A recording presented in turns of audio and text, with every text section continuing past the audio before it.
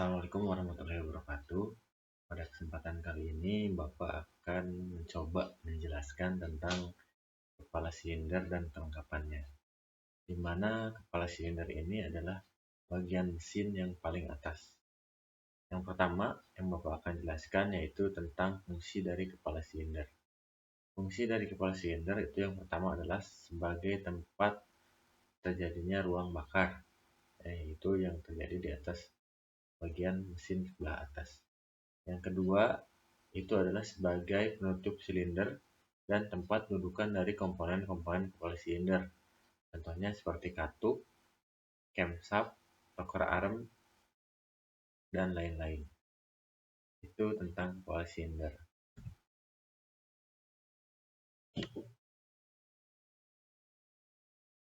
Yang kedua, itu Bapak akan menjelaskan tentang klep atau valve.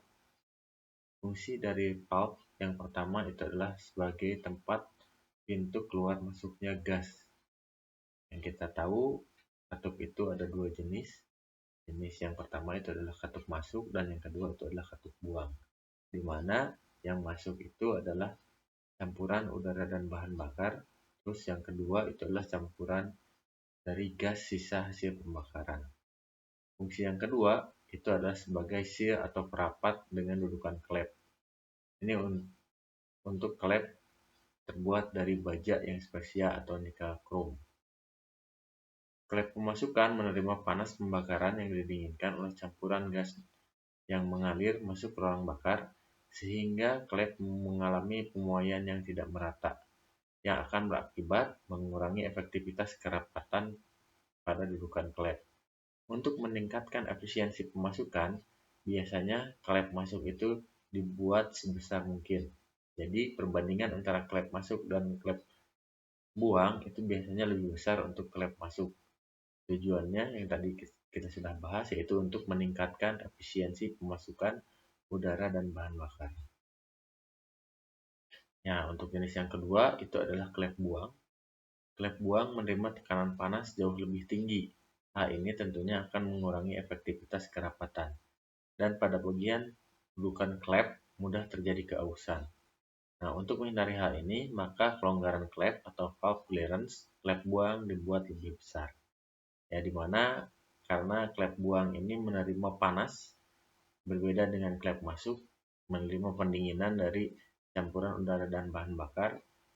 Pada klep buang itu menerima panas dari hasil pembakaran, sehingga celahnya itu akan dibuat lebih lebar dibandingkan dengan klep masuk.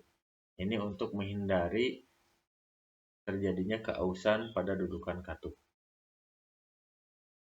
Nah, yang selanjutnya itu adalah per klep atau valve spring. Nah, fungsi yang pertama itu adalah untuk menekan klep agar dapat menutup dengan sempurna. Nah, ketika membuka, klep juga harus kembali menutup dengan sempurna untuk mencegah terjadinya kebocoran pada kompresi. Yang kedua itu adalah untuk membuka dan menutup klep. Nah, di sini dapat kita lihat tekstur utama dari valve spring atau per klep, di mana gambar di sini menunjukkan bahwa ada bagian yang renggang dan ada bagian yang sempit. Bagian yang renggang itu biasanya diposisikan itu bagian atas, dipasang ketika memasang itu ada pada bagian atas, dan yang bagian yang sempit itu dipasang pada bagian bawah. Ya, yang selanjutnya itu komponen selanjutnya itu adalah penuntun klep atau valve guide dan steam seal atau seal klep. Fungsinya itu adalah untuk menjaga agar oli tidak berlebihan mengalir pada ujung penuntun klep terpasang atau valve steam seal atau seal klep, di mana sering terjadi kebocoran pada seal klep ini yang sehingga mengakibatkan asap pada pembuangan itu ada keluar asap tipis putih. Nah, di sini yang terakhir Bapak akan menjelaskan rangkaian gerak klep atau valve train yang terdiri dari camshaft atau neken as, cam sprocket. Ya, cam sprocket itu biasanya disebut di perbengkelan itu adalah centric, rantai chains, rocker arm, ya, atau pada dunia perbengkelan itu disebut keteng. Rangkaian gerak klep atau valve train dapat diklasifikasikan berdasarkan jumlah klep. Yang pertama itu. Yang kedua, posisi camshaft dalam sepeda motor. Contohnya seperti overhead valve. Overhead valve berarti si klep itu berada di atas.